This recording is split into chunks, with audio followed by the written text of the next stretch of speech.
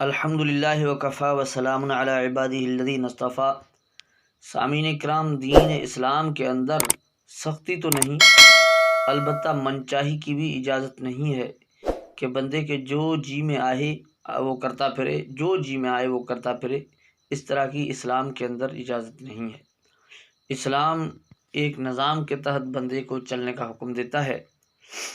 اس نظام پہ چلنے کے لیے ضروری ہے کہ بندہ ایک چیز کا پابند رہے، اپنی منچاہی نہ کرے، اپنی عقل کے گھوڑے نہ دوڑائے۔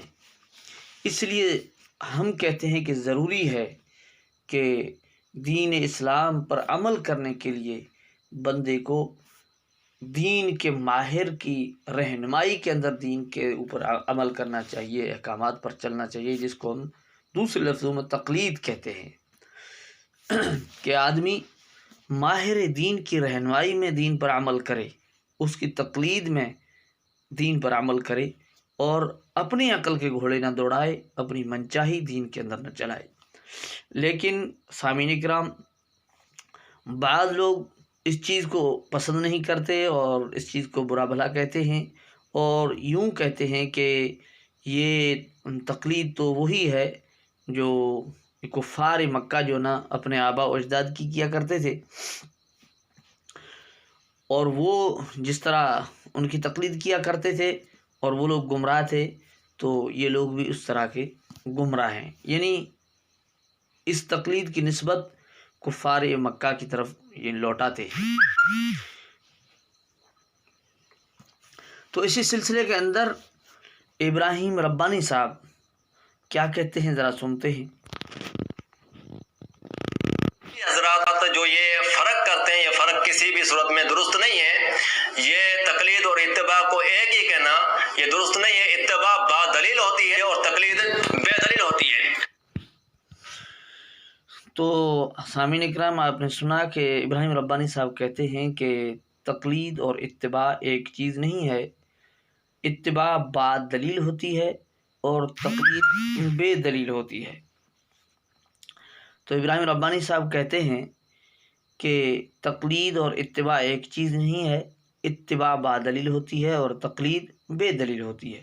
تو گویا یہ سمجھانے کی کوشش کر رہے ہیں کہ کفار مکہ تقلید کیا کرتے تھے جو بے دلیل مانتے تھے، اور ہم اتباع کرتے ہیں جو دلیل، یعنی اتباع با دلیل ہے، بے دلیل تقلید ہوا کرتی ہے۔ تو سامعین محترم، ہم قرآن پاک سے پوچھتے ہیں کہ کفار مکہ جو نا وہ کیا کرتے تھے۔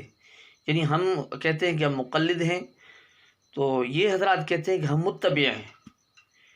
تو کفار مکہ کیا کہتے ہیں؟ ان سے قرآن پاک کے اندر ہے کہ وَإِذَا قِيلَ لَهُمُ اتَّبِعُوا مَا أَنزَلَ اللَّهُ، جب انہیں کہا جاتا تھا کہ اللہ کی طرف سے جو نازل ہوا اس کی اتباع کرو، تو وہ کیا کہتے تھے؟ قَالُوا بَلْ نَتَّبِعُ مَا أَلْفَيْنَا عَلَيْهِ آبَاءَنَا، یعنی انہوں نے اپنے آباء و اجداد کی پیروی کو اتباع کا لفظ استعمال کیا۔ قَالُوا بَلْ نَتَّبِعُ مَا أَلْفَيْنَا عَلَيْهِ آبَاءَنَا، کہ ہم تو اتباع کرتے ہیں اپنے بڑوں کی۔ تو یہاں تو حضرت کہہ رہے تھے کہ وہ جو تقلید ہے وہ بے دلیل ہے، اتباع با دلیل ہے۔ تو وہاں کفار مکہ کا جو اپنے آباء و اجداد کی پیروی کرنا، اس کو بھی قرآن پاک نے اتباع کے لفظ سے جو ہے یاد کیا ہے، اتباع کا لفظ قرآن پاک لایا ہے۔ لیکن پھر یہ کہتے ہیں کہ تم اپنے آباء و اجداد کی جو تقلید کرتے ہو وہ اچھی ٹھیک نہیں ہے، اور یہ اسی طرح ہے جس طرح کفار مکہ کیا کرتے تھے۔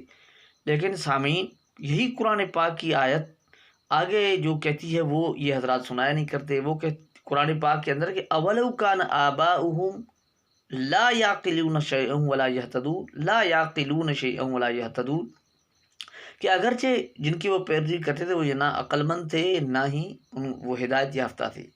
تو اس چیز کی وضاحت ہے اس چیز میں کہ وہ بڑے قابل اتباع ہیں جو عقل مند بھی ہوں اور ہدایت والے ہوں، تو ان کی اتباع کرنی چاہیے۔ بلکہ قرآن پاک نے کہا ہے کہ وَاتَّبِعْ سَبِيلَ مَنْ أَنَابَ إِلَيَّ، قرآن پاک نے اس چیز کی وضاحت کر دی۔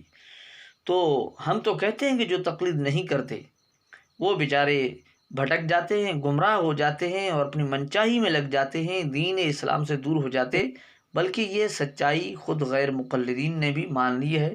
تو آئیے ہم سنتے ہیں انہی کے ایک عالم دین سے، سنتے ہیں وہ کیا کہتے ہیں۔ جتنے اہل الحدیث سے منکرین حدیث ہوئے اتنے کسی اور فرقے سے نہیں ہوئے۔ کیوں؟ قرآن حدیث بول کے بلایا۔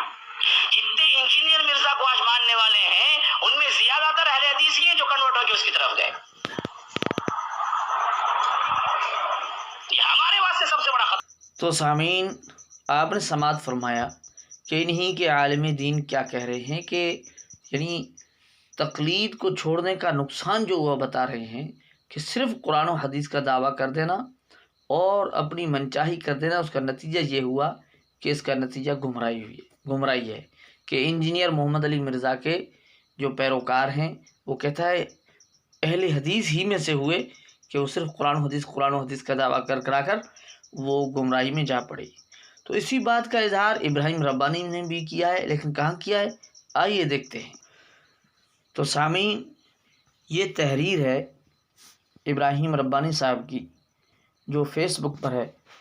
اس میں ابراہیم ربانی صاحب وضاحت کے ساتھ تحریر فرماتے ہیں، لکھتے ہیں کہ جن لوگوں نے سلف کے بجائے اپنی عقل کے مطابق کتاب و سنت کو سمجھنا شروع کیا۔ دیکھیں یہ سلف کیا ہیں؟ آباء و اجداد تو ہیں نا۔ کہتے ہیں کہ جن لوگوں نے سلف کے بجائے اپنے عقل کے مطابق کتاب و سنت کو سمجھنا شروع کیا ان کی انتہا ضلالت ٹھہری ہے۔ تو ابراہیم ربانی بھی مان چکے ہیں کہ تقلید کو چھوڑنا ضلالت ہے، گمراہی ہے، بڑوں کی پیروی کو چھوڑنا کیا ہے؟ ضلالت و گمراہی ہے۔ تو اللہ کا فضل ہے کہ جو لوگ تقلید کی مخالفت کرتے تھے وہ خود تقلید کی طرف بڑی تیزی سے آ رہے ہیں۔ مجھے ایک واقعہ یاد آ رہا ہے، مولانا محمد اسماعیل محمدی صاحب وہ کہتے ہیں کہ میلے میں جو نا باپ بیٹے گھومنے گئے تو والد صاحب نے بچے سے کہا کہ بیٹا میری انگلی مضبوطی سے پکڑنا۔ تو مجمع کثیر تھا، بھیڑ کے اندر وہ ہاتھ سے چھوٹ گیا اور باپ بیٹے جدا ہو گیا ایک دوسرے سے۔ ڈھونڈتے رہے، شام ہو گئی، اس وقت ملے تو بیٹا کہنے لگا کہ ابو میں نے بڑا تلاش کیا آپ کو۔ تو والد صاحب کہنے لگے کہ بیٹے جو بڑوں کی انگلی چھوڑ دیتے ہیں وہ اس طرح بھٹکتے رہتے ہیں۔ تو سامعین کرام، جو اہل علم لوگ ہیں ان کی بات کو ماننا، ان کی پیروی کرنا، یعنی ان کی رہنمائی کے اندر دین پر عمل کرنا جب بندہ چھوڑ دیتا ہے تو پھر انجینئر محمد علی مرزا جیسے پیدا ہوتے ہیں، پھر کئی سرفرے پیدا ہوتے ہیں جس کی مثالیں دنیا کے اندر بہت ساری ملتی ہیں، عبداللہ چکڑالوی جیسی ملتی ہیں اور منکرین حدیث جیسی ملتی ہیں۔ تو اللہ جل جلالہ ہمیں صراط مستقیم پر چلنے کی توفیق عطا فرمائے۔